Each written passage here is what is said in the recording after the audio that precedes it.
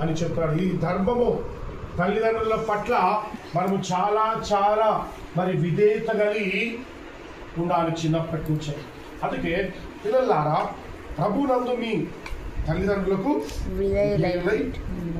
ప్రభునందు ఎట్లనట, ప్రభునందు పిల్లలు చిన్నప్పటి నుంచే ప్రభువునందు ఉండాలి. ప్రభువునందు ఉండి విధేయులైన పిల్లల్లాగా ఉండాలి తల్లిదండ్రులకు. చాలా మంది ప్రభువులో ఉండరు, దేవునిలో ఉండరు. అందుకే చెప్పి పిల్లలారా, ప్రభువునందు ఉండాలి. చిన్నప్పటి నుంచే మీరు అందరూ దేవునిలో ఉండి మరి విధేయత కలిగి ఉండాలట. మాట వినే వారిగా ఉండాలి, లోబడే వారిగా ఉండాలి. ఇది ధర్మం అంట. మన కిందికి ఏం చెప్తున్నాడు? నీకు మేలు కలుగునట్లు నీ తండ్రిని నీ తల్లిని సన్మానింపు. నీకు మేలు కలుగునట్లు నీ తండ్రిని నీ తల్లిని ఏం చేయాలంట? సన్మానించాలి. ఇంకా ఏం చెప్తా ఉన్నాడు? నీ తల్లి నీ తండ్రిని ఏం చేయమంటాడు?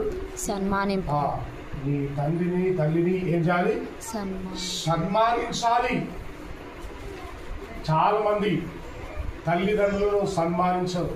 కానీ దేవుని యొక్క వాక్యం ఏం చెప్తుందంటే మరి తల్లిదండ్రులను సన్మానించాలి. నీకు మేలు కలుగునట్లు నీ తండ్రిని తల్లిని సన్మానించాలి. రోజు తెచ్చి దండలేయడం కాదు, సన్మానించడం అంటే శాలువ కప్పడం కాదు.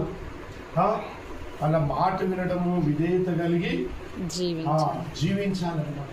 రోజు కూడా మరి అలాంటి గౌరవము చూపించాలి. పిల్లలు చిన్నప్పటి నుంచి తల్లిదండ్రులకు విధేయులుగా ఉండాలి. అప్పుడంట